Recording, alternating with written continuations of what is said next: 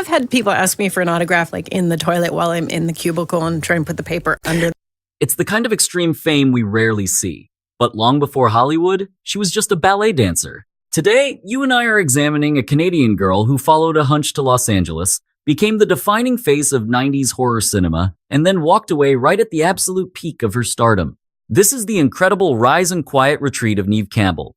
Part 1, a Canadian kid practically built for the stage. Neve Adrienne Campbell was born on October 3, 1973. In GE, Ontario, a mid-sized city sitting roughly an hour southwest of Toronto. Her mother, Marn, was a Dutch-born yoga instructor and working psychologist who spent her early years growing up in Amsterdam. Her father, Jerry Campbell, had immigrated from Glasgow, Scotland. As an expert in performance, he taught high school drama classes in Mississauga, Ontario. Her parents split up when Neve was just 2 years old. She and her older brother, Christian, were raised mostly by their father, though they maintained regular, close visits with their mother.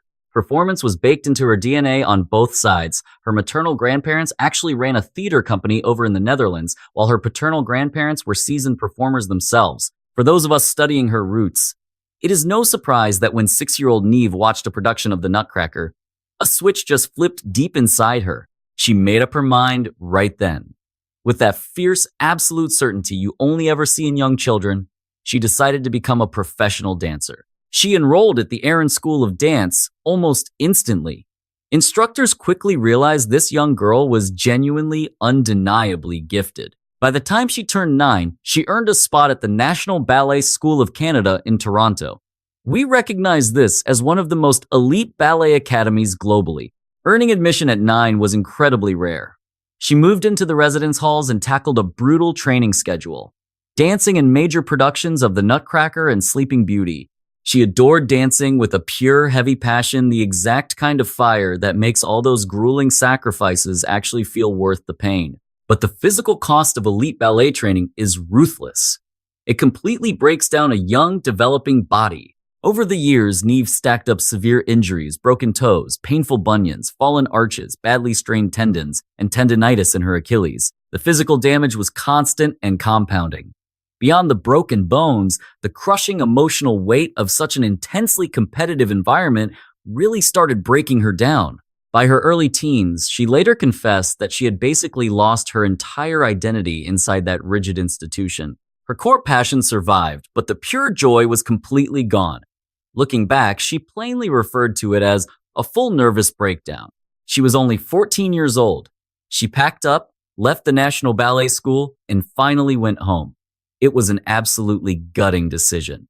You simply cannot abandon a childhood dream without experiencing profound grief, but in hindsight, it was exactly the right call to make. She later realized it was one of the most crucial choices she would ever make. Even still, the stage remained permanently fused to her DNA. She pivoted hard to acting. At 15, she auditioned for Toronto's Phantom of the Opera at the Pantages Theatre, a venue we now know as the Cannon Theatre. She booked it, easily becoming the youngest performer ever cast in that massive production. She danced in the ballet corps, heavily understudied the role of Meg Jerry, and somehow powered through well over 800 grueling shows during its long run. Night after endless night, she mastered the exhausting art of sustaining a live performance, showing up mentally, no matter what personal chaos was happening off stage. Eventually, a sharp talent agent spotted her. The rest, as she famously put it, was history. There's something really nice about bringing people together and having community, like you said. Exactly. Part 2. From Catwalk to California. Before the name Neve Campbell meant anything beyond the Canadian border, she quietly built her Hollywood resume exactly how most aspiring actors do, booking simple commercials. She took tiny TV spots and the kind of grueling background work that never makes the papers but teaches you camera fundamentals. She even shot a vintage ad for Eaton's department store. Back in 1991, she landed a classic Coca-Cola commercial directly tied to the massive Bryan Adams Waking Up the Nation tour. She also scored a quick cameo on The Kids in the Hall, the legendary Canadian sketch comedy show. These smaller gigs kept her rent paid and kept her sharply focused in front of the lens. Her first real recurring break finally arrived in 1992 on a gritty Canadian teen drama series known as Catwalk. It ran for 2 seasons, tracking a struggling group of musicians. The production had this raw, youthful vibe she fit perfectly. and playing Daisy gave her serious, uninterrupted screen time. It was her first chance to build a camera instinct that classical ballet never demanded. By 1993, she made the bold choice to chase the Los Angeles market. She was just 20 years old, armed with that fearless ambition you only possess before the entertainment industry tells you how impossible the odds actually are. She flew out to the city, actively hunting for a talent manager. We see this hustle constantly. She ground through a series of stressful auditions, and one of those meetings, almost purely by chance, was for a brand new Fox drama called Party of Five. She read for Julia Salinger, one of 5 orphan siblings desperately trying to keep their family intact after a drunk driver tragically killed both of their parents. The script was heavy and emotionally demanding, serious look at raw grief, teenage responsibility, sudden addiction, and being forced into adulthood way before your time. It wasn't some glamorous television concept, and Fox executives were incredibly nervous from day one. But Neve flat out won the part. She packed up and permanently moved to Los Angeles for it. Party of Five officially premiered in September 1994. The ensemble cast featured Scott Wolf, Matthew Fox, and a very young Lacey Shabar. Out of the gate, the ratings actually struggled. Fox executives nearly axed the whole project during season 1, but its sheer emotional honesty eventually hooked a loyal fan base. By 1996, they took home a Golden Globe for Best Drama. That massive recognition shifted everything. Top critics started praising Neve's character Julia as the absolute most believable teenager on television. I've always admired how grounded and intelligent she was on screen, never forcing the emotion, never overacting. She anchored that ensemble for all 6 seasons until its finale in May 2000. But somehow, even while shooting 9 months out of every 12, she was simultaneously building a massive film career in her precious few weeks off. Stick with me here. Part 3, Scream, and the massive cultural shift that followed. 1996 was an explosive year for Neve Campbell. In April, Andrew Fleming dropped The Craft, a supernatural thriller tracking 4 teenage girls pulled right into witchcraft. Shot on a $15 million budget, the picture pulled in $55 million at the box office. You and I are unpacking a fascinating career today. That movie hit teenagers unexpectedly, proving Neve could carry heavy genre pictures while keeping her artistic credibility totally intact. Then came December 1996. Wes Craven and Kevin Williamson delivered Scream. As an industry insider, I knew immediately this picture was something entirely fresh. It was a slasher flick that actually knew it was a slasher flick. It weaponized that self-awareness to break every horror rule while still delivering those exact thrills perfectly. It was terrifying, hilarious, and razor sharp. It ran on the theory that ticket buyers were way smarter than the studios treated them. Right at the center was Sidney Prescott, a high schooler in the fictional town of Woodsboro, California, targeted by a mass killer called Ghostface. I can tell you, Sidney was far from your standard horror victim. She swung back. She thought fast. She was allowed to be a mess. The character carried a depth the genre rarely bothered to write. Neve landed the part, and it fit her so perfectly it is almost impossible to explain without watching her work. She had this specific, quiet intensity that made Sidney feel like a real human being. Even inside a movie that spent 2 hours openly winking at the audience, she played it, as one critic noted, completely straight while the rest of the cast winked. That massive groundedness is exactly why Sidney became an icon. Where any other starlet might have played Sidney as purely reactive screaming, sprinting, breaking down, Neve made her tough. She absorbed all that terror and kept pushing forward. From an acting standpoint, it was brilliant, and theatergoers ate it up. Scream opened to glowing reviews and quickly became one of the biggest smashes that year. It eventually grossed over $173 million worldwide on a $15 million budget. It made Neve Campbell an overnight global sensation at just 23. She was still shooting Party of Five 9 months a year while becoming the marquee face of the most successful horror franchise in studio history. Scream 2 dropped in December 1997. It matched the hype, clearing $170 million globally. Neve even took home the MTV Movie Award for Best Female Performance for that sequel. Scream 3 hit theaters in February 2000. Wrapping up what everyone at the time considered a complete trilogy. She landed the cover of Time magazine in 1998, which praised her as one of the most important young stars in Hollywood. I remember thinking, by age 26, she had already carried a hit network drama for 6 seasons, and anchored a blockbuster horror franchise that totally reinvented the genre. Plus, she took on 1998's Wild Things, deliberately smashing her sweet girl image to play a role dripping with dark moral ambiguity. She was working non-stop at the absolute highest level. Someone has to go at some point? No, I am not saying, but we just do not know. Stick with me here. Part 4, the pivot to deeper art. When Party of Five wrapped in May 2000, Neve craved a totally different path. She had spent 6 years as television royalty, followed by 3 massive movies sprinting away from a guy in a cheap white mask. As an artist, she wanted to flex. She needed to do the kind of heavy lifting that demanded every ounce of talent she had. Throughout the early 2000s, she made a string of choices that were artistically heavy but commercially modest. She produced and starred in 2000's Panic, a quiet crime thriller. Then came 2004's When Will I Be Loved, an indie picture earning massive critical praise.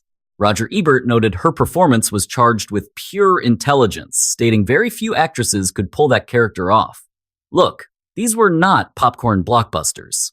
They were the passion projects of an artist trying to prove to the industry exactly what she was capable of. Her most intimate project back then was 2003's The Company, directed by Robert Altman. Neve had actually pitched the concept herself when she was just a teenager. She co-wrote the story, produced it, and took the lead role. Exploring Chicago's Joffrey Ballet, the script pulled heavily from her own past in professional dance. Landing a legend like Altman to direct was an absolute coup for her. Altman was one of the premier American filmmakers of the 20th century. Having his name attached gave the project instant prestige. Consequently, the company secured remarkably warm critical reception. Insiders viewed it as Neve's absolute peak as both a creative force and an actor.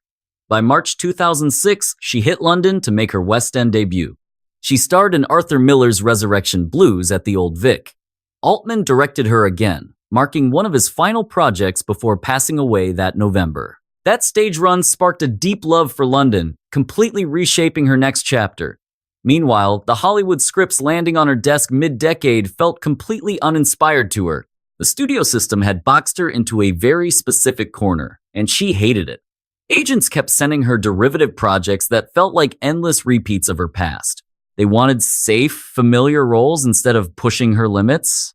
Plus, the LA grind, the paparazzi, the exhausting press tours, the scary stalker letters had worn her down to the bone. Part 5, hiding out in London. Right around 2006 or 7, Neve made a move that baffled our industry, but made total sense to her. She packed up for London. After meeting on set 2 years prior, she married British actor John Light in May 2007. They settled into Islington, and the quiet British life suited her perfectly. She later joked to Stephen Colbert with her classic dry delivery that she simply needed a minute. It turned into a very long minute. What you and I might view as losing ambition was actually something incredibly simple from her side of the fence. She was exhausted. She was doing stage work. She was finally living life completely outside the glaring frame of celebrity. She discovered that walking around London completely anonymous was not a career death sentence. It was pure salvation. She later told the press she was never harassed by fans the entire time she lived over there. Not even once. Look, you and I know fame's dark side. For a star dodging stalkers since her 20s, that everyday invisibility was a massive win. She kept working, of course. She just booked smaller projects that mostly flew under the radar of the mainstream American box office. She shot the British miniseries Burn Up in 2008, NBC's The Philanthropist in 2009, and Titanic Blood and Steel in 2012. These were solid working actor gigs, not tabloid bait. Because major entertainment blogs ignored them, the industry wrongly assumed she had just faded away entirely. Her marriage to John Light officially ended in 2010 with a Los Angeles divorce filing. Eventually, she made her way back stateside, landing first in New York before settling in LA. In 2011, she began dating actor J.J. Field. They welcomed a son, Caspian, and later adopted another boy, Rainer, in 2018. Any agent could tell you she prioritized family over her acting career. She would flat out reject a film role if the shooting location disrupted her kids. If production dragged on, or if the contract demands clashed with the peaceful life she built, she walked. In 2019, she admitted she passed on 11 different television shows in one single year. Even a script she absolutely loved got binned because production required relocating to Tasmania. The shoot clashed with her kid's school calendar, so she passed. Hollywood might call that stubborn, but true professionals recognize it as integrity. Neve simply knew her actual priorities. She intentionally raised her boys far away from the blinding Hollywood spotlight. She and J.J. Field guarded their privacy so fiercely that their son Caspian had no clue his parents were famous actors until a buddy at school spilled the secret. He came home one afternoon and asked, "Mommy, are you Neve Campbell?" She found that story absolutely hilarious. The kid was 5. He definitely had not seen Scream yet. He wouldn't be watching that horror classic anytime soon. She read the script and thought, do they realize I'm 30 years older? Part 6, The Comeback Rolls. Her return to the mainstream American box office happened in calculated phases. Scream 4 dropped in 2011, reviving Sidney Prescott after an 11-year franchise hiatus. The premiere was a massive event for the core fandom, and audiences cheered her return. She brought that exact same grounded edge that originally made Sidney such an iconic survivor. Next came a brilliant pivot to House of Cards. In 2016, she booked the hit Netflix drama as Leanne Harvey, a ruthless, shadowy political consultant backing the Underwood administration. At that exact time, the series was an absolute crown jewel of the new streaming era. Industry critics raved. GQ magazine called her one of the absolute strongest additions to the cast. She held her ground through the 4th and 5th seasons until writers wrapped up her storyline. In 2018, she co-starred with Dwayne Johnson in Skyscraper, a massive studio action thriller that pulled in over $300 million globally. She played Sarah Sawyer, an ex-military surgeon married to Johnson's character. Look, it was a pure popcorn blockbuster, not an indie darling, but it proved to studio heads she could command a massive action tentpole right alongside a global superstar. Then came the 2022 Scream, the 5th entry in the horror franchise. This was essentially a legacy handoff, passing the torch from the veteran stars to fresh blood. Neve reprised Sidney, returning alongside Courtney Cox and the late David Arquette. The release was a critical and financial smash, raking in $140 million worldwide on a tight $25 million budget. You and I know a perfect victory lap. This satisfied those day one franchise fans completely. On the TV side, she landed a regular gig on Netflix's The Lincoln Lawyer, playing Maggie McPherson across multiple seasons starting in 2022. The part provided steady visibility without the brutal demands of a massive blockbuster, and the series caught fire.